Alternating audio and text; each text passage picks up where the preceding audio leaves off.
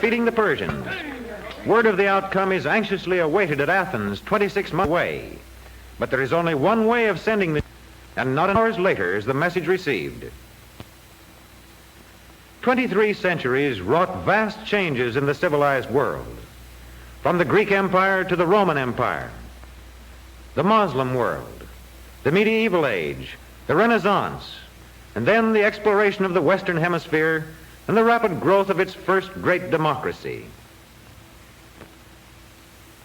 And now it is 1828 A.D. Andrew Jackson has just been elected President of the United States. A courier sets out from Washington to convey the important news to Jackson at his home in Tennessee. Not until nearly a month later is the message delivered. After 23 centuries, the speed of communication still depended largely upon the speed of transportation.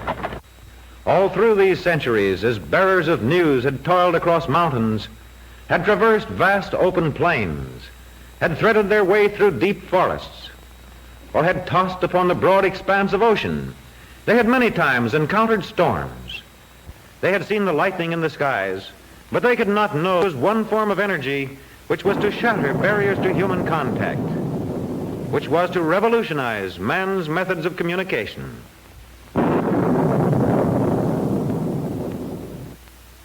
By the late 1700s, Volta in Italy had made a discovery that was to be of extreme importance. He had developed the principles of the electric battery, making possible a continuous flow of electricity moving with the speed of light. As a second important development, Watson in England demonstrated that electric current could be flashed through a wire, the earth being used to complete the circuit. Henry in America improved an earlier electromagnet, creating a device whereby even a feeble current could produce considerable attracting power. And then Morse, another American, brought these three together: electric battery, transmission wire with ground connection, and electromagnet, in the attempt to perfect a rapid means of communication. The pressing of a key at one end started a flow of electricity through the wire, causing an impulse to flash to an electromagnet at the receiving end, which brought two metal pieces together, producing a click. This was the world's first telegraph. In 1844, over an experimental line between Baltimore and Washington, D.C., flashed the world's first public telegraph message.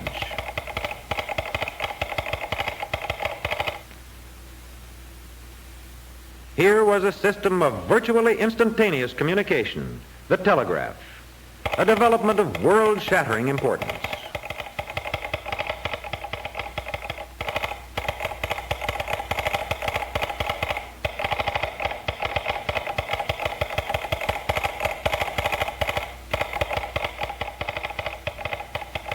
Telegraph wires eventually brought together widely separated cities and towns, but the ocean was still a barrier.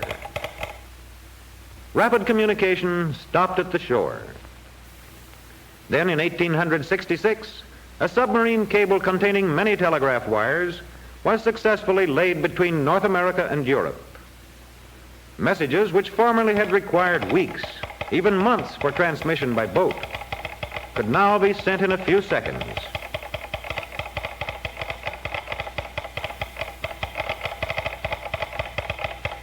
Already, a revolution in man's methods of communication had taken place, but still messages could be conveyed only through the medium of code signals. And then in 1876, Alexander Graham Bell demonstrated that waves set up in the air by the vocal cords could be recreated at a distance. First, these waves caused a thin diaphragm to vibrate, varying the pressure upon a mass of carbon particles next to it.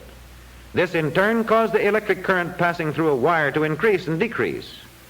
And these electrical variations, arriving at the electromagnet of the receiver, caused corresponding vibrations of another thin diaphragm there, setting up sound waves in the receiver identical with those set up by the voice in the transmitter.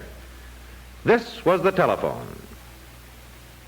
While the wires that continued to carry code messages retained a very important function, now there were added wires which carried the personality of the human voice, another tremendous advance. Both telegraph and telephone required connection by wires, but inventive minds were still eagerly at work. In Europe, Marconi used the discoveries of a host of other scientists and inventors, and in 1896 brought out the first practical system of electrical communication without wires.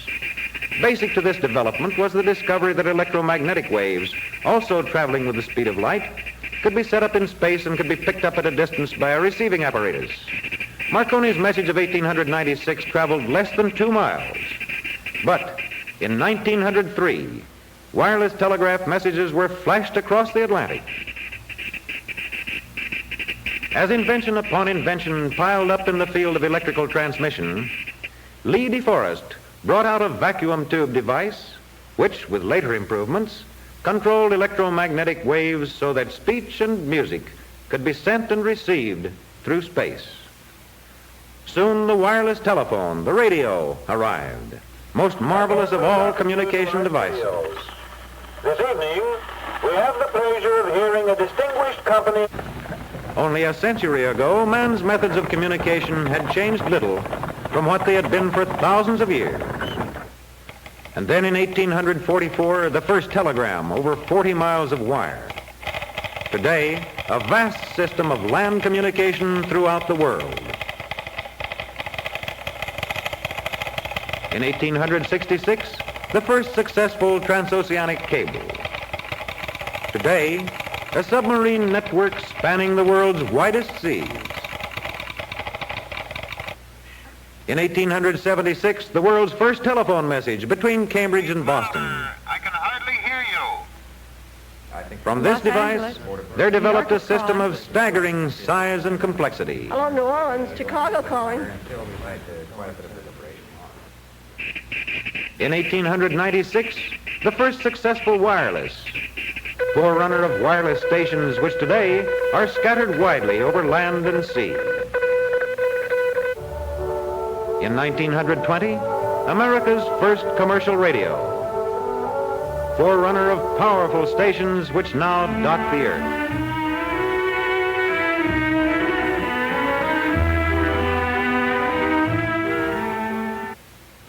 Thus, the pioneers in the development of electrical communication, toiling through the past century, have given to the world a nerve system whose messages travel with the speed of light.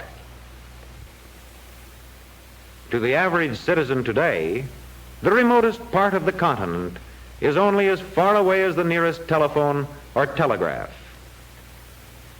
Every business in our complex industrial structure carries on a large part of its activities by the telegraph, now so highly developed that many messages may flash simultaneously along each wire in opposite directions. Every business depends even more upon the telephone. Local city messages, inter-office discussions, conferences with branches or associated organizations and individuals, wherever they may be.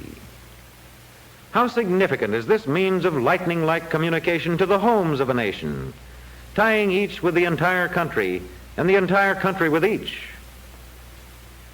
And with the advent of radio waves, neither telegraph nor telephone message need stop at the expanse of ocean. Unmeasured as yet is the full effect upon our world of its being blanketed by radio. By radio, daily market reports to the housewife, fresh vegetables, weather warnings broadcast to those in agriculture, No definite news gathered from the wide world almost instantaneously given back to the whole The world. farm block is understood to be opposed to the measure. Through the radio, the world's best entertainment available to listeners anywhere. Radio control of the ships that fly above the clouds. Radio to bring aid to other ships buffeted by stormy seas. To disseminate important public information quickly to all the people throughout a nation. These marvelous electrical devices of the past century have harnessed the world's fastest moving messengers and are, to an ever-increasing extent, breaking down ignorance and isolation and transforming the pace of the world in thought and in action from the sluggish plod of feet to the speed of light.